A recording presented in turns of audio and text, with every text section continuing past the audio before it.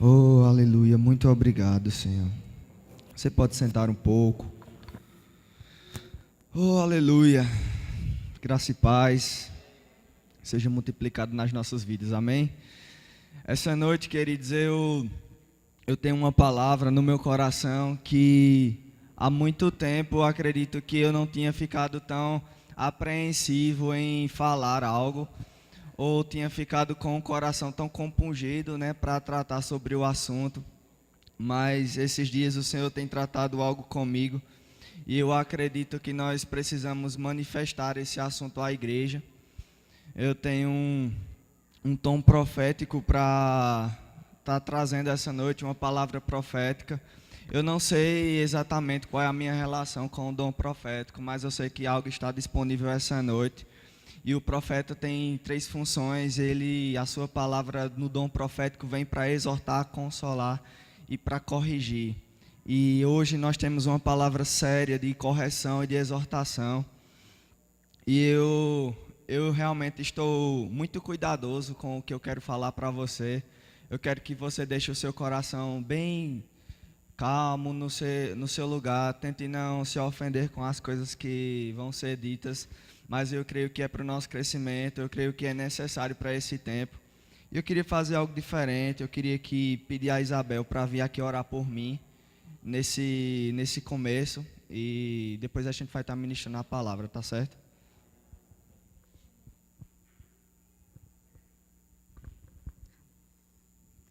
Estende tuas mãos, amados, para cá.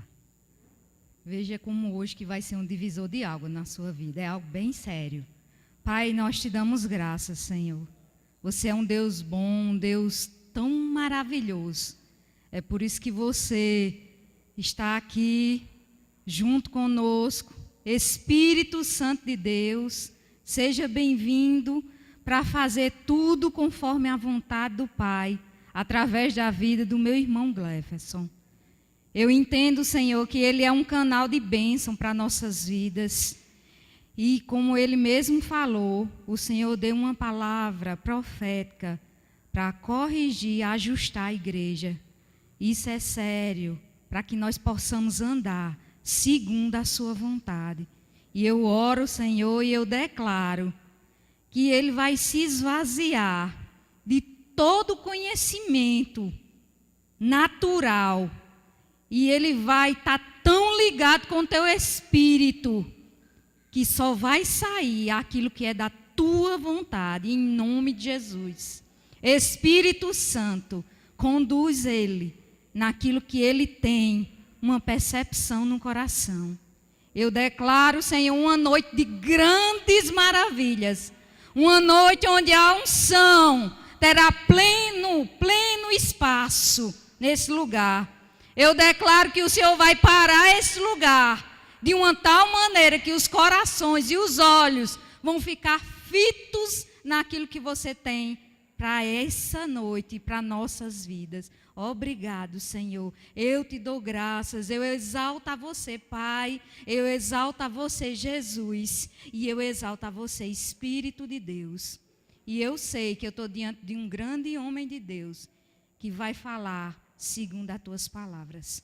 Eu te dou graças e eu declaro uma unção fresca descendo agora sobre ele, para que ele faça tudo naquilo que o Senhor já o instruiu. Nós te damos graças, Senhor, em nome de Jesus. Amém. Estava precisando um pouco desse alívio, porque, queridos, quando uma palavra forte ela vem, você fica querendo, se possível, passar para frente, né? Dizer, não, Senhor, coloca outra pessoa, mas não tem os pastores da igreja, porque eles não poderiam falar sobre isso. Mas, de modo algum, eu vou me acovardar da missão, de modo algum, eu vou retroceder diante daquilo que o Senhor quer falar essa noite. Eu quero que você abra comigo, querido, a sua palavra e diga, eu amo a minha palavra. Capítulo 19 de Atos.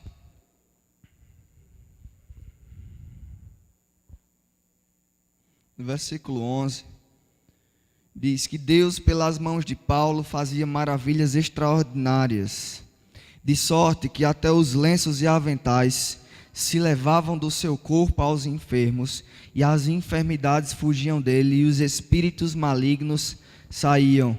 Alguns dos exorcistas judeus ambulantes tentavam invocar o nome do Senhor Jesus sobre os que tinham espíritos malignos, dizendo: enconjuro-vos por Jesus, a quem Paulo prega.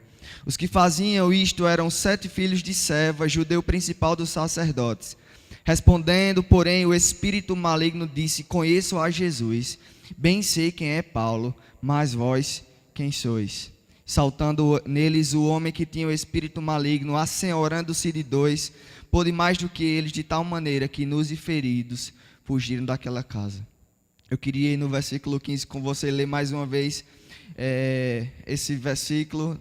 Respondendo, porém, o espírito maligno disse: conheço a Jesus, bem sei quem é Paulo, mas vós quem sois? Essa é a pergunta que eu quero lançar, a primeira pergunta que eu quero lançar essa noite. Mas vós quem sois? Nós somos filhos de Deus, temos declarado coisas maravilhosas sobre a nossa vida, temos tentado nos apropriar da palavra, mas essa pergunta ela vai sempre continuar ecoando: mas vós quem sois?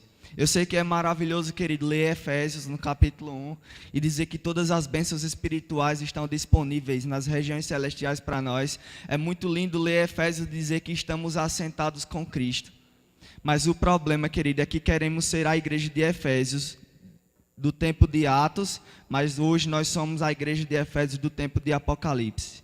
Que igreja é essa? Uma igreja que abandonou o primeiro amor. Uma igreja que se desencaminhou.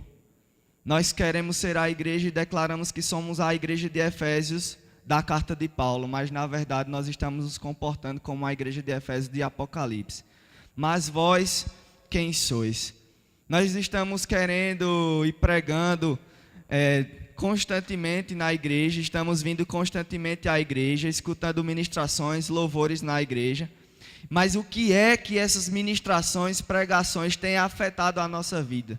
De que forma as pregações têm mudado o nosso caráter? De que forma você tem respondido ao chamado de Cristo? Porque se você é de Cristo, 1 Coríntios vai dizer que você deve ser transformado de glória em glória à imagem de Cristo. O desejo de Deus é que chegamos à estatura de varão perfeito. E a pergunta que sempre ecoa: passa o tempo, passa outro tempo e mais um tempo, e a pergunta continua: mas vós quem sois? Onde estão os sinais e as maravilhas da igreja? Onde está o poder da igreja? Em que áreas nós já deveríamos estar atuando com poder e com energia e não está acontecendo? A igreja passa ano após ano e não é acrescentada. Não cresce em número, não cresce em poder, não cresce em nível de ministração da palavra. Não cresce em autoridade. Queridos, nós fomos chamados por Cristo para dominar sobre as legiões, sobre potestades, sobre demônios. Mas a verdade é que se muito de nós hoje fôssemos encarados por espíritos demoníacos, nós iríamos sair apanhados e envergonhados, assim como esses homens aqui saíram. Por quê? Porque eles não conheciam quem Cristo era, eles só sabiam um Cristo que se pregava e de fulano. Eles não se apropriaram de verdade. E eu estou com um espírito de indignação sobre a igreja. E eu não vou falar, queridos, sobre a igreja sede. Eu não vou falar sobre uma igreja de São Paulo ou dos Estados Unidos. Eu vou falar dessa porque é essa que eu vivo. Eu não posso falar sobre outra realidade. Nós precisamos, de fato, tomar a posição que o Senhor nos chamou. E a posição que o Senhor nos chamou, queridos, é uma posição de santidade. E dá para sentir, querido, um cheiro de podridão no meio da igreja. Dá para sentir pecado no meio da igreja. Estamos clamando por avivamento. Estamos clamando para que o Senhor apareça. Mas se a verdade é que se o Senhor aparecesse, querido, talvez não sobraria algumas pessoas para contar o que viu. Porque Jesus Cristo, enquanto estava na terra, Ele lidava com os pecadores pessoalmente. E eles eram transformados, mas Jesus Cristo glorificado na ilha de Patmos, na visão de João, de Apocalipse. O próprio João, que era um homem santo, caiu diante da visão do Senhor Jesus. O que acontece sem o Senhor Jesus aparecer com a sua glória? Os seus olhos, querido, não são olhos comuns, os seus olhos são olhos de fogo. Conversar com Ele é a mesma coisa que ser consumido. Quando nós temos uma visão do Senhor, quando nós temos uma visão do Rei, ou nós nos ajustamos, ou nós seremos consumidos. E a minha preocupação e o meu zelo hoje é pelas nossas almas. Eu zelo pelas nossas almas, eu zelo por almas que estão sentadas domingo após domingo na igreja e não tem transformação na sua vida. Eu zelo pelas almas que dia após dia escutam a palavra e não conseguem amar e perdoar. Eu tenho um zelo por essas almas, porque essas almas estão sentadas na igreja, mas estão sendo enganadas. E as bocas do inferno estão abertas para consumir tais pessoas. Querido, o diabo nunca brincou de ser diabo e o inferno não vai poupar nenhum dos que o pertencem. O próprio Senhor Jesus, Ele dá conta de dizer: esse é meu e esse não é. É impossível que haja contato e comunhão com o Senhor sem haver santidade. E porque você está tão confortável, porque eu estou tão confortável em uma posição dentro da igreja que não há mudança, não há transformação, a palavra não tem impacto sobre mim, não escorrem mais lágrimas nos meus olhos quando eu escuto a palavra. Eu não sinto mais um sentimento de amor pelos meus irmãos, eu transformei tudo isso em uma liturgia qualquer, em uma religião. Assim como tanto criticamos outras pessoas que são religiosas, nos tornamos religiosos e hipócritas, queridos. Porque ao invés de pegarmos a palavra que é viva e eficaz e é poderosa para transformar as nossas vidas, a consideramos como um esterco qualquer. Por quê? Não a praticamos. Se ouvimos a palavra e não a praticamos, queridos, nós não somos dignos dessa fé. A fé está baseada no fato de crer nas Escrituras, crer no sacrifício de Jesus e esperar ansiosamente o dia que Ele volte. Esse é o espírito da fé. Nós cremos e falamos. Cremos no quê? Cremos que Jesus morreu e ressuscitou e por isso proclamamos isso. Porque proclamamos, nós vivemos. E nós vivemos é pela fé. A fé que ouvimos e a fé que pregamos. A palavra está junto de ti, na tua boca e no teu coração. Mas a que ponto a palavra tem tido domínio sobre a sua vida?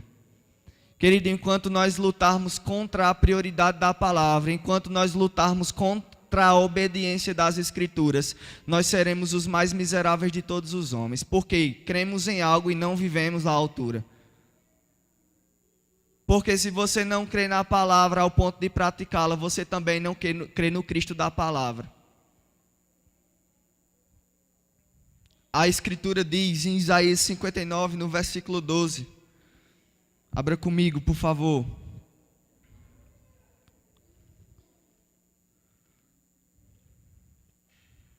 Isaías 59, no verso 12.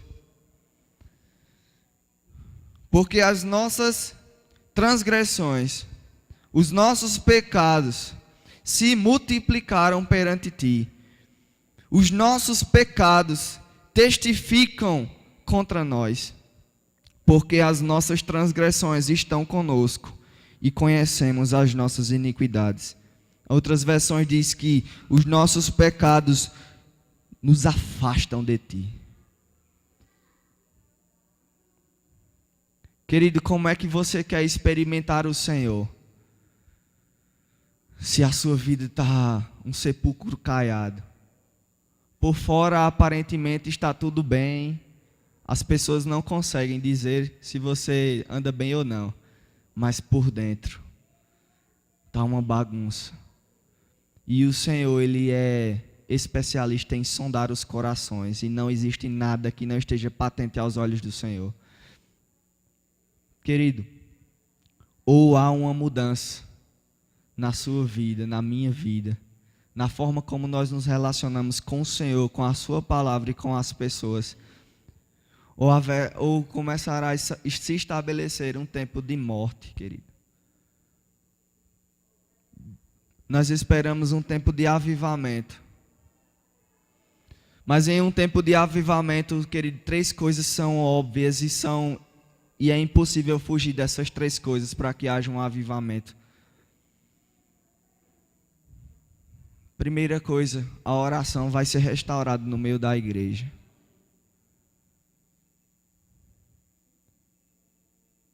A segunda coisa que vem logo após a oração, querido, restaurada, é uma santidade genuína no meio da igreja. E a terceira coisa que vem logo em seguida da santidade, querido, é um juízo. Porque não há comunhão entre luz e trevas. Não há comunhão com o santo e o pecador. Quando se estabelecer, querido, de novo a oração, vai levantar um povo dentro da igreja santa. E quando esse povo santo se levantar, ai dos pecadores. Eu zelo pela sua vida, querido, porque eu não vou me ausentar da tarefa de trazer de volta o avivamento. Existem grupos se levantando, querido, em oração. Eu não sei se você percebe o movimento. Eu não sei se você percebe o tempo. Mas o Senhor está interessado em fazer algo no meio do seu povo. O Senhor está interessado em voltar para o seu arraial. Quando um avivamento se estabelece, querido, o pecado não pode permanecer. Ananias e Safira estavam no meio de um avivamento. Ananias e Safira estavam na igreja primitiva, cheia do Espírito Santo, cheios de fogo, entendendo completamente o Evangelho.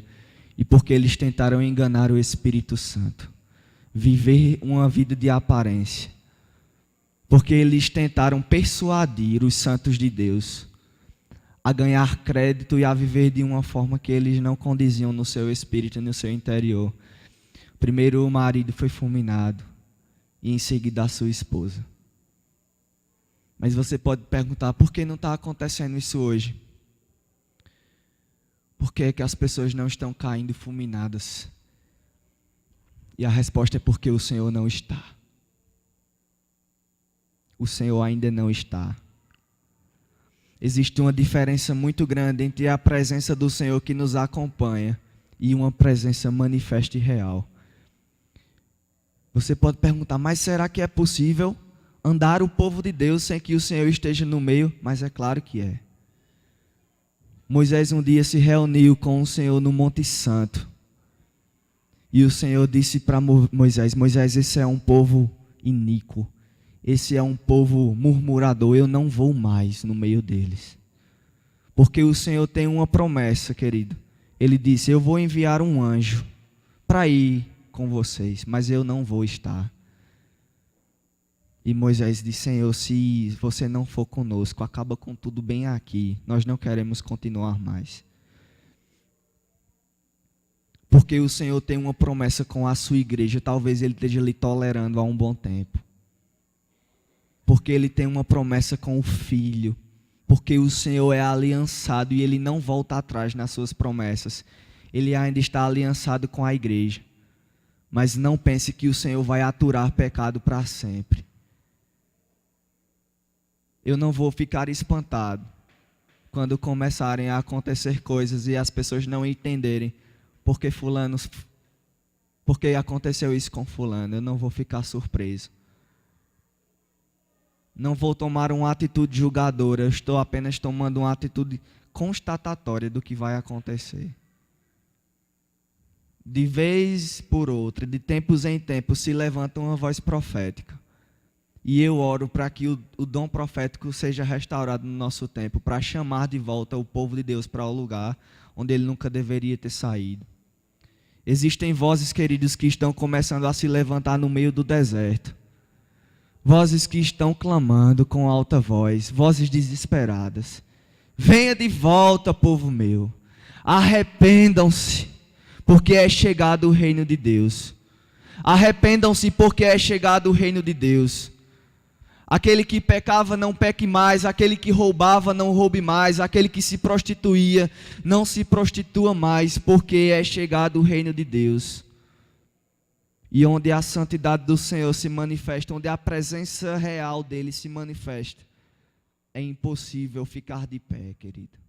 Mesmo para os santos é impossível que não venha o zelo do Senhor e que a sua poderosa mão não recaia sobre nós, tomando toda a autoridade. enquanto o Senhor não tiver toda a autoridade sobre a sua vida, para fazer o seu coração se dobrar. Querido, está na hora de você fazer o seu coração se dobrar ao Senhor.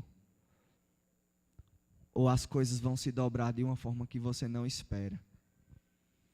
Esse é o momento, querido, de se arrepender e danos serem evitados, de vidas serem poupadas, porque existe um povo se levantando em oração para ser santo. Existem jovens nessa igreja que estão orando para serem puros e santos. E quando eles se levantarem, isso vai afetar a igreja. Isso vai afetar trazendo santidade ou juízo. Nós escolhemos a nossa posição, sempre foi nossa a escolha. Aquele que é santo, o Senhor diz, se santifique mais, filho. É a hora de se santificar, mas aquele que é imundo, aquele que é sujo, se suje mais, porque o Senhor está dizendo que não vai ter comunhão. Ananias e Safira foram consumidos porque a presença do Senhor era real naquela igreja. Eu estou observando e vendo quanto tempo nós não temos conversões no nosso meio. Quanto tempo o Senhor não nos acrescenta novas vidas, novas almas. Sabe por que o Senhor não nos acrescenta almas, querido? Porque nós não temos zelo por almas. Eu não tenho zelo por almas, você está dizendo que eu não tenho zelo por almas, eu tenho certeza, porque se você tivesse zelo por almas, se eu tivesse zelo por almas de verdade, eu choraria e essas pessoas já estariam aqui. Atos, uma igreja poderosa, diz que eles entenderam o evangelho, viviam na comunhão, no partir do pão, todos juntos, e o Senhor os acrescentava à multidão, dia após dia. O Senhor não vai nos trazer almas se Ele nos considerar irresponsáveis. Não fique assustado, querido, mas o Senhor, Ele corrige aos filhos que ama. Se você é incapaz de aguentar a correção, é melhor que você vá embora. Porque o Senhor não vai ficar com filhos rebeldes sobre a sua tutela. Ele não aceita rebeldia. O Senhor estava a ponto de consumir o povo egípcio, o povo israelense. Estava a ponto de consumir e disse: Moisés, eu consumo a todos e em ti faço uma nova geração. No meio do deserto, eu faço de ti uma nova e grande geração. Se não fosse por causa da intercessão do seu líder espiritual, Israel deixaria de existir naquele ponto. Porque o Senhor não convive e não tolera. E por causa do clamor de Moisés, Deus disse: então eu vou eliminar a todos e vou levantar uma nova geração dentro dela. Ninguém com mais de 40 anos entra. Ninguém, nenhum dos murmuradores que viram com os seus olhos o poder e o milagre, que viram a minha atuação, que tirei eles do Egito, nenhum dos que viram isso vai entrar. Por quê? Porque eles foram rebeldes, murmuradores. O Senhor disse: não se misture com o pecado. E para o meio do arraial foi levado uma mulher de outra nação para se prostituir no meio do arraial. Eles iam à guerra e eles não venciam.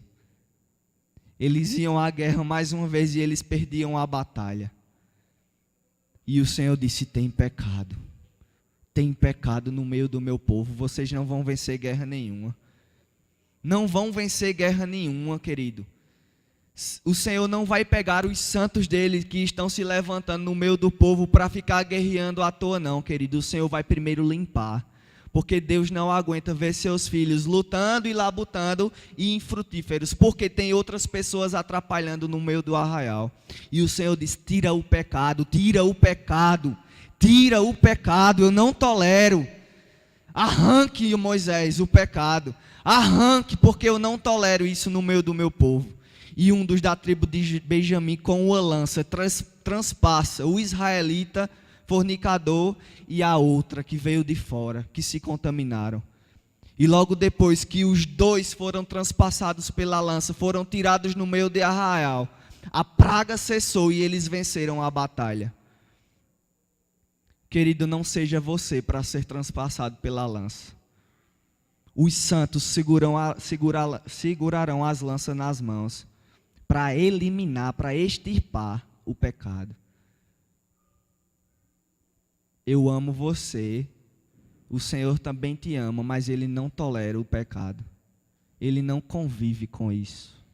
Não há espaço na arca dele, não há espaço no tabernáculo dele para o pecado. Tudo que o Senhor faz é puro e é santo. Está na hora de se purificar.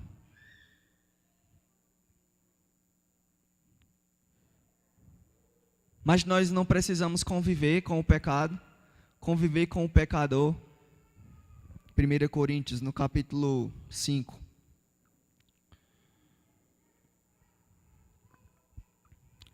Chegou o tempo do Evangelho ser revelado na sua autoridade sobre as nossas vidas. Com domínio, com poder. O Evangelho não é um amanso.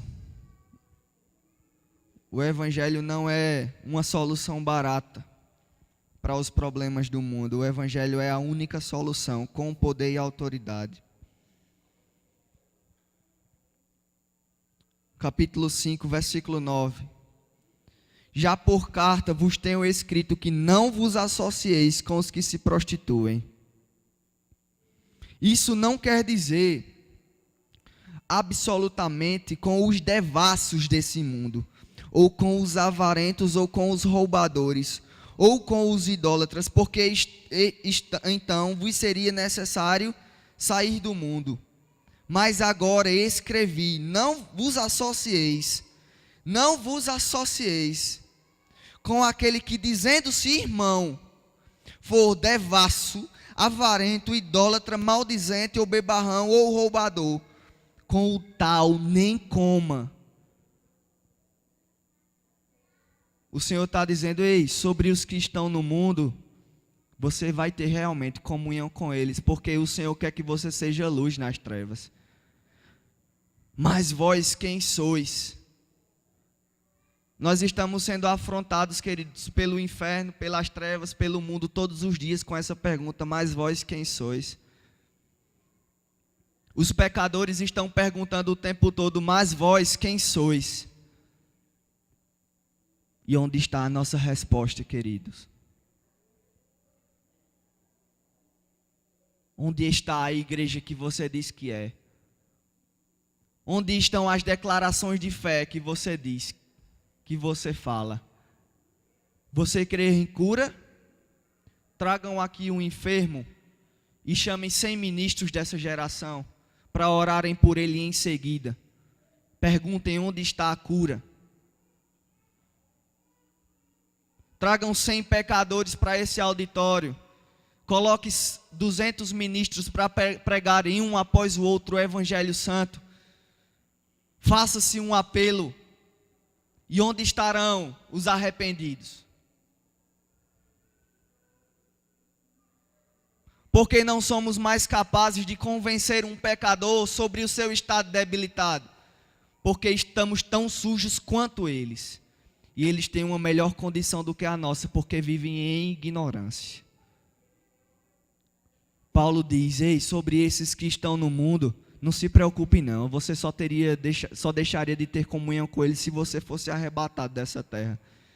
Mas ele diz sobre os que estão dentro da igreja, sobre os que se dizem irmãos. Há um tom de intolerância aqui, querido. Uma santidade que clama por limpeza. Uma santidade que clama por pureza. Sobre esses que se dizem irmãos e continuam no pecado, não coma, porque eles são sujos. Porque ali está a sujeira de verdade.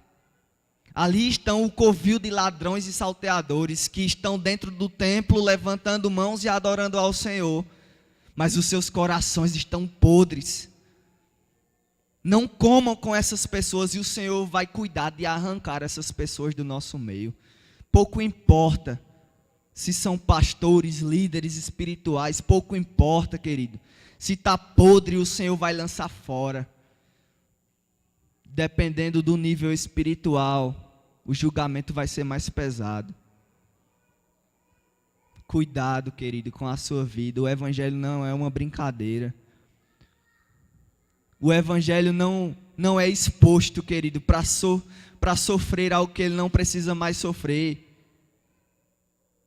Jesus já pagou todo o preço de escárnio. Ele pagou tudo. Não exponhamos mais a cruz de Cristo ao escárnio, querido. Isso é trazer de volta um sacrifício que Cristo nunca precisava mais pagar, porque Ele já pagou tudo. Isso é pegar a cruz de Cristo e lançar aos porcos. O Senhor não vai mais tolerar isso. Pregadores, comecem a se levantar em palavra de santidade. Comecem a se levantar com pureza de verdade. E o Senhor está cansado de conhecimento sem fruto. O Senhor quer uma pregação. Nós não precisamos mais ficar defendendo a palavra nas suas minúcias, querido. Nós só precisamos fazer uma coisa: proclamar a palavra. Proclamar a palavra. A palavra, quando é lançada, precisa convencer pecadores que eles estão numa posição de sujeira diante de Deus. Você sabe por que inventaram o apelo no final dos cultos? Porque os pregadores se tornaram fracos na sua mensagem e nas suas vidas. Sabe por que inventaram esse apelo no final? Porque a pregação da palavra não tem sido mais suficiente para convencer o pecador dentro da igreja que está tudo errado na vida dele. Porque quando a igreja de Atos se levantou e Pedro se levanta no primeiro dia para pregar, Pedro não fez apelo nenhum. Ele proclamou a palavra e os pecadores no final diziam: varões, o que nós precisamos para que seja salva as nossas vidas? O que é que precisamos fazer? A igreja nunca precisou de apelo. O apelo foi inventado para ver se de alguma forma compensamos a falta de santidade e pureza. Não precisava, querido, dizer: quem quer Jesus? É o contrário, são os pecadores que vêm ao altar e dizem: ei, eu quero Jesus, mas as nossas vidas não estão mais compatíveis. Nossas vidas não exalam mais a santidade que elas precisam ter. O Senhor vai entrar no meio do povo dele e Ele vai fazer uma limpeza, porque o Senhor não aguenta mais. O Senhor estará às portas, querido. Ele já está vindo. E é um tempo decisivo para nós. Pedro prega para os judeus e diz: ei, arrependam-se, para que os céus se abram novamente e o Senhor venha dos céus para estabelecer para sempre o seu reino. E o que é que ele diz para a igreja? Arrependam-se, para que se abram os céus e o Senhor possa voltar e estabelecer o seu reino. Querido, o Senhor não vai esperar para sempre. Ele não vai esperar para sempre. A palavra do Senhor continua tão poderosa quanto a igreja primitiva.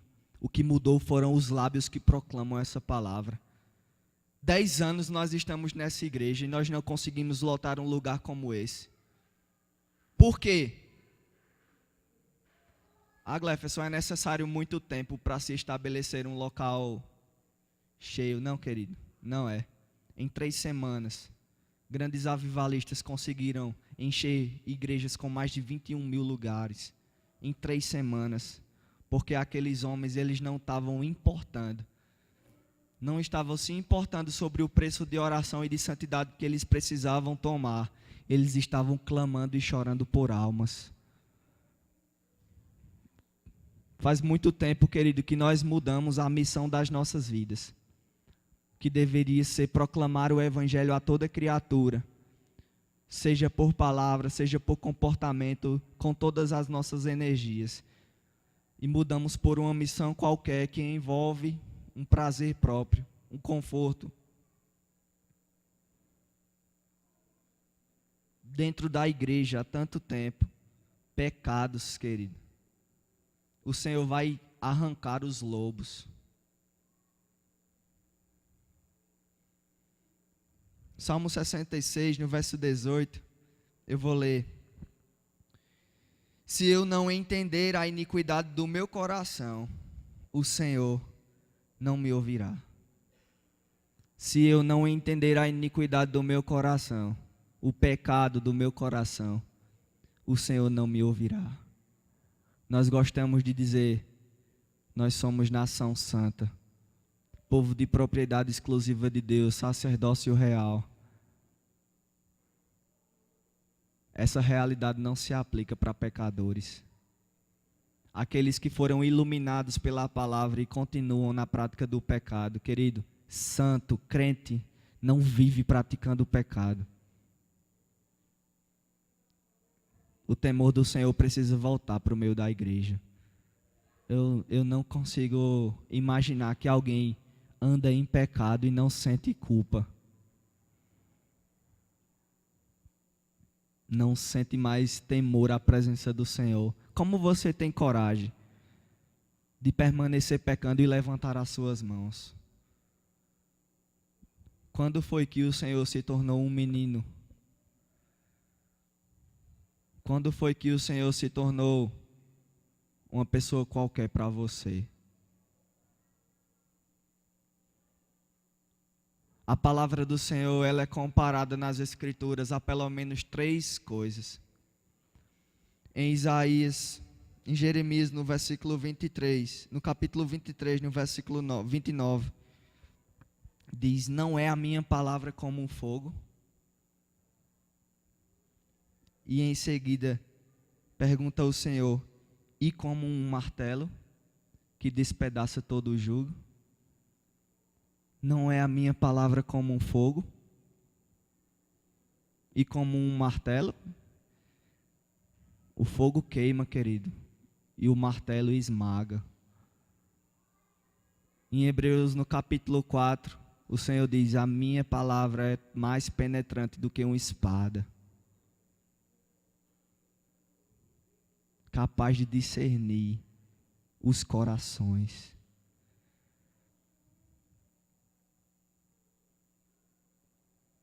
Tem um grupo de pessoas orando para que se estabeleça a santidade.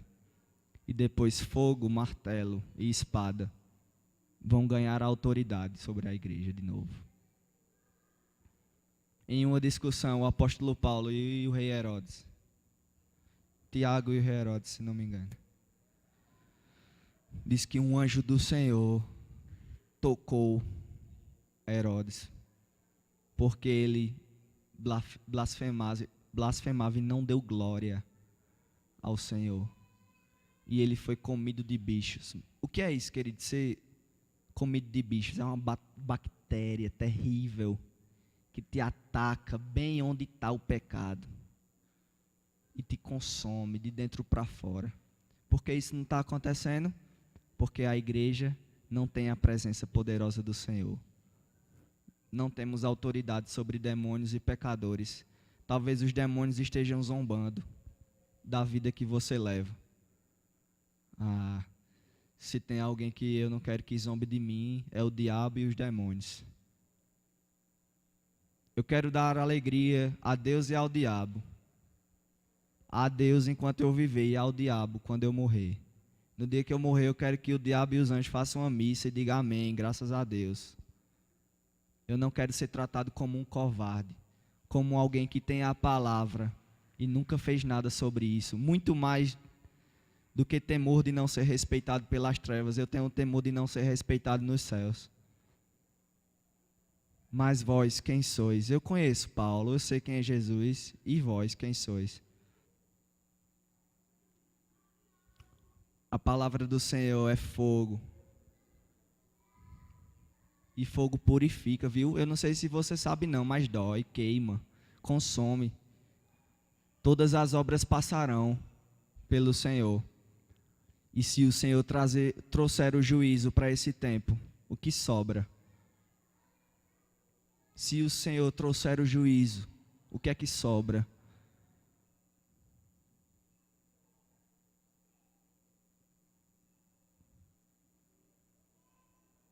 Abre 1 Coríntios aí no capítulo 11.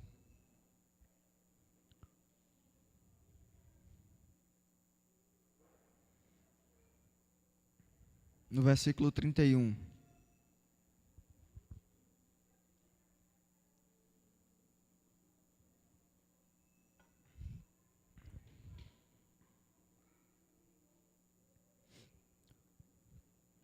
Versículo 29.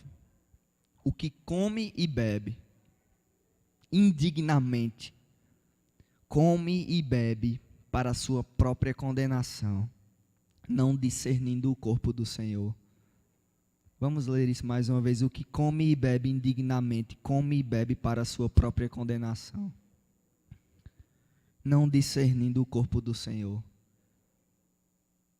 Existem vários tipos de pecado, mas existe um pecado que é abominável aos olhos do Senhor, que é o pecado sexual. Ou você para de pecar, querido, sexualmente, ou você vai morrer. Em algum ponto do seu pecado sexual, do seu pecado, não é do Senhor, não é do diabo, é do seu. Em algum ponto ele vai te matar. Porque o que peca sexualmente peca contra o corpo. E o Senhor não vai aceitar que a sua noiva seja prostituída por causa de um membro. Ele arranca esse membro e lança fora. Quando Jesus diz, se o teu olho peca contra você, arranca-o e lança-o fora. Se a tua mão peca, arranca ela e lança fora. O que é isso? Olho, mão, o que é isso? Pecado sexual. Quem vai dar conta de arrancar os olhos e as mãos é o próprio Senhor. Porque Ele não vai aceitar que o seu corpo seja danificado, seja impuro, por causa de um membro danoso. Não vai. Versículo 30. Por causa disso, há entre vós muitos fracos e doentes, e muitos que dormem, que morrem, que já morreram. Porque se nós julgássemos a nós mesmos, não seríamos julgados. Mas quando somos julgados, somos repreendidos pelo Senhor, para não sermos condenados com o mundo. Portanto, meus irmãos, quando vos ajuntais para comer, esperem uns pelos outros. Se alguém tiver fome, come em casa, para que não vos ajunteis para condenação. Não vos ajunteis para condenação, quanto já você já tem comido e bebido da mesa santa. Toda vez que você vem à igreja, come e bebe da mesa santa. Você acha que até quando o Senhor vai tolerar mãos sujas na sua mesa? Se nos julgássemos a nós mesmos, se aproveitássemos oportunidades como essa para corrigir as nossas vidas, não seríamos julgados como o mundo. Mas o Senhor vai tratar de corrigir e julgar a sua igreja. E eu chamo o tempo de antecipação do juízo. Porque existem pessoas dispostas a alcançar, a proclamar o reino, a estabelecer a sua vontade. E essas pessoas não serão atrasadas. Não serão, queridos. Então é melhor ou você se junta aos santos, ou é melhor você não atrapalhar.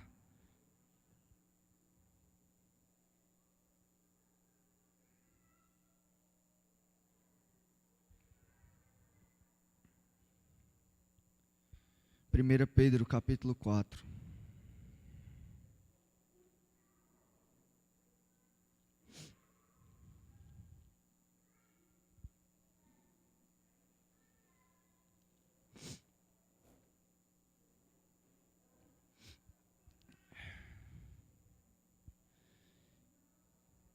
Versículo 7. Vamos ler do 6. Porque por isso foi pregado o evangelho também aos mortos, para que na verdade fossem julgados segundo os homens na carne, mas vivessem segundo Deus em espírito. e já está próximo o fim de todas as coisas. Portanto, sede sóbrios e vigiai em oração. Versículo 17. Porque já é tempo que comece o julgamento pela casa de Deus. Porque já é tempo que comece o julgamento pela casa de Deus. Não, querido, não vai ser pelo mundo. Não espere que o mundo se comporte como igreja. Quem tem que se comportar como igreja é a própria igreja. O julgamento vai começar dentro de casa. Dentro de casa. Os primeiros somos nós.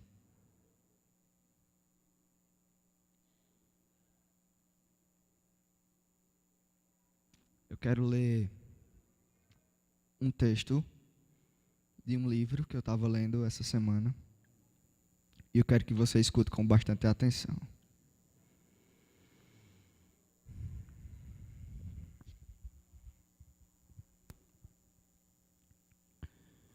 Ora, é absolutamente necessário que erradiquemos os nossos pecados, um por um, eliminando cada um deles separadamente. E aí o autor começa a fazer uma série de perguntas. Eu quero que você feche os seus olhos nesse momento e comece a pensar. Tenho perdoado a todos? Há em mim alguma malícia, algum despeito ou ódio, violenta inimizade em meu coração? Ressentimentos ou tenho recusado a reconciliar-me com alguém? Fico irado, em meu peito ferve a cólera. É verdade que ainda perco a paciência. A ira ocasionalmente me arrasta por onde ela bem entende. Há algum resquício de inveja em mim. Quando alguém é preferido e eu desprezado, sinto-me desagradado, cheio de despeito. Tenho inveja daqueles que sabem orar, falar ou fazer muitas coisas melhor do que eu. Perco a paciência e fico irritado. As pequenas coisas me irritam e aborrecem. Ou antes me mantenho sempre gentil, calmo e imperturbável em todas as circunstâncias.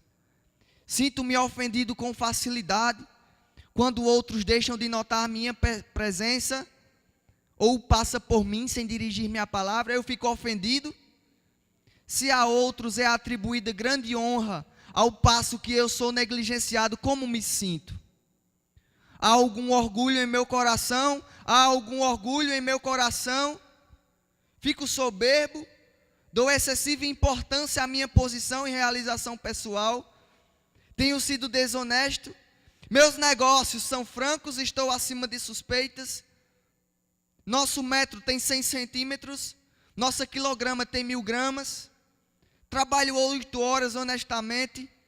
Pago um salário honesto a meus empregados?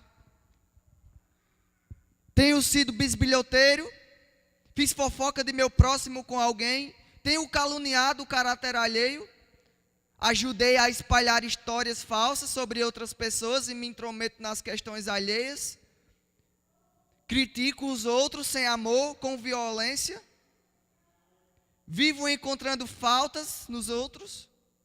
Roubo a Deus? Tenho roubado o tempo que pertence a Ele? Tenho sonegado o dízimo? Sou mundano? Amo o resplendor, a pompa, a imodéstia do mundo? Tenho furtado? Porventura tenho me apossado às ocultas de pequenas coisas que não me pertencem? Cultivo uma atitude de amargura contra os outros? Há ódio em meu coração? Será que há ódio em meu coração? Minha vida se caracteriza pela frivolidade, minha conduta é inconveniente. Por causa das minhas ações, o mundo me considera um dos seus?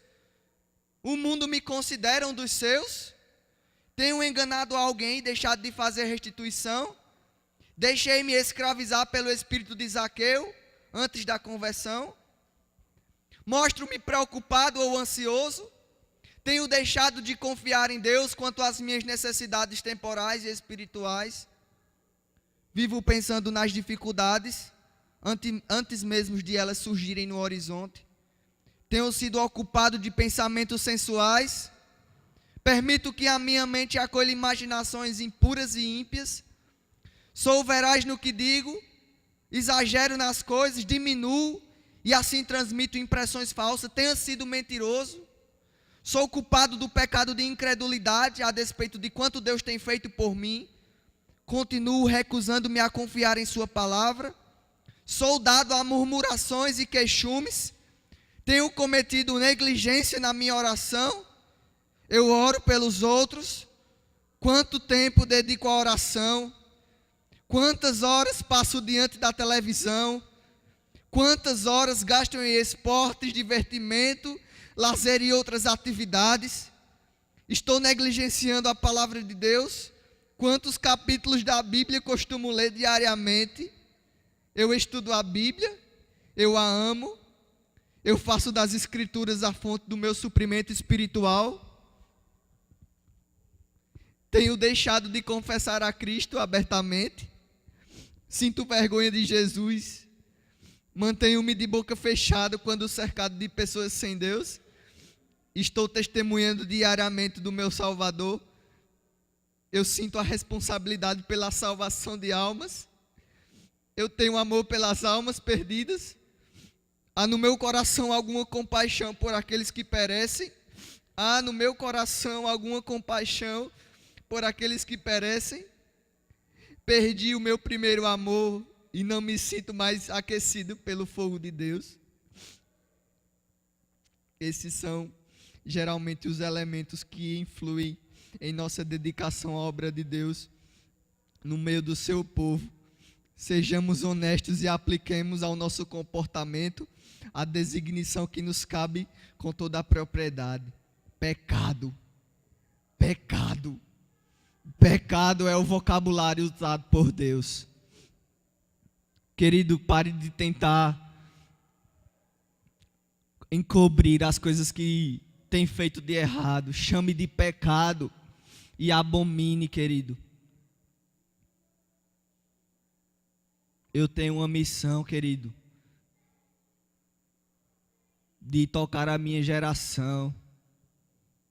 Eu tenho uma missão de se tornar um povo santo.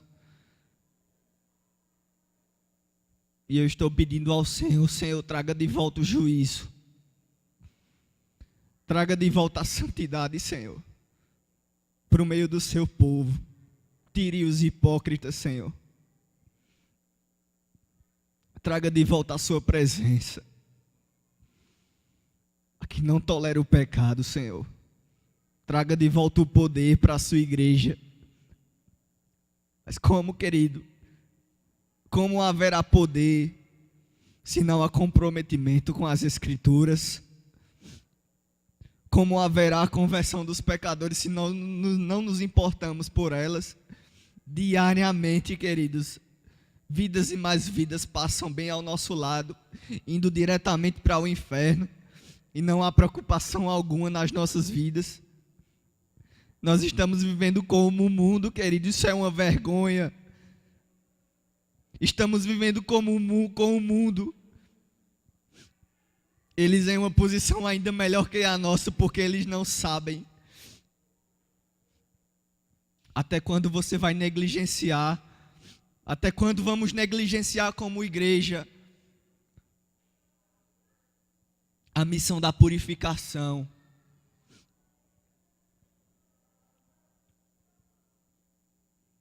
Que o Senhor tenha piedade, querido, de nós. Que o Senhor tenha piedade de nós. Eu oro por misericórdia, Senhor. Eu oro por misericórdia, Senhor. Por mais que eu queira, Senhor, mais algum tempo, eu quero correção, Senhor. Embora eu tenha o zelo pelas almas, Senhor, mas eu desejo muito mais a santidade, Senhor. Traz de volta, Senhor, a sua presença para o nosso meio, Senhor. Porque eu não aguento mais, Senhor, pregar e não ver os resultados, Senhor, santos. Não ver a conversão de almas.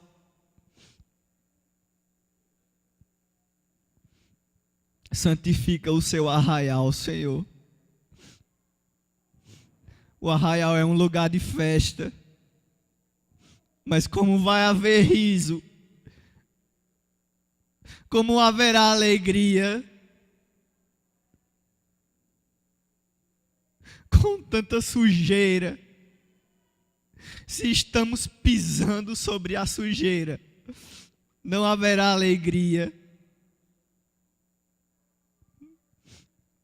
Ao invés do espírito angustiado, o Senhor prometeu óleo novo, vestes de alegria. Mas como haverá alegria se não há choro? Se não há nenhum sinal de arrependimento, Senhor. Senhor, eu te peço pelo seu juízo, porque mesmo depois, Senhor, de um clamor como esse, ainda vão existir pessoas, Senhor, que vão sair daqui sem se importar, Senhor.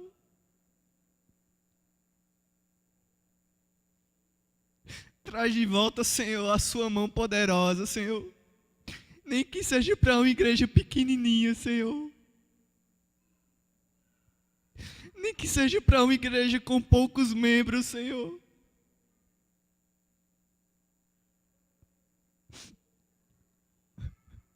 Nós não estamos interessados, Senhor, com o volume de dízimo que essa igreja pode arrecadar.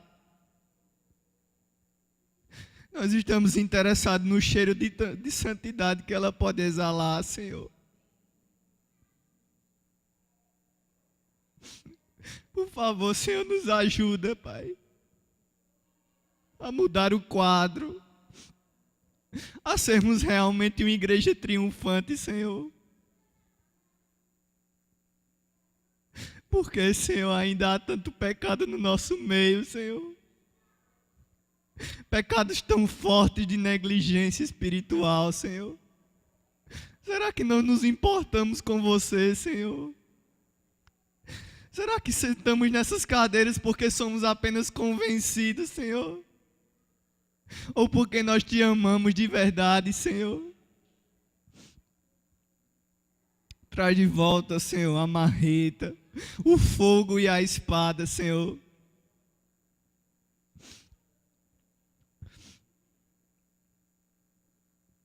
Que os que oram, Senhor, não se acovardem. Nós estamos começando a orar, Senhor, e nós não vamos nos acovardar. Nós vamos nos santificar, Senhor.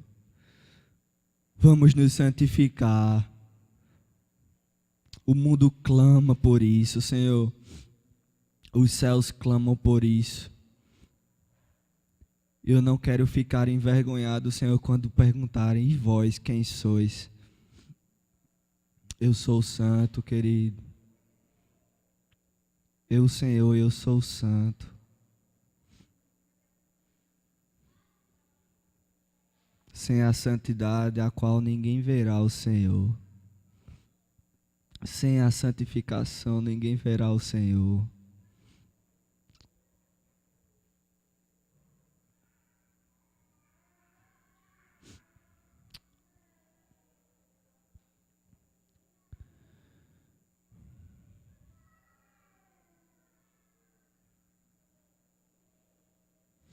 Que se estabeleça, Senhor, de volta a pregação, onde os pecadores vão começar a chorar e se lamentar pelas suas vidas. Restaure isso na igreja, Senhor, onde almas clamam desesperadas pela sua própria vida. Isso começa por nós. Traz um avivamento para essa geração, Pai. Em nome de Jesus.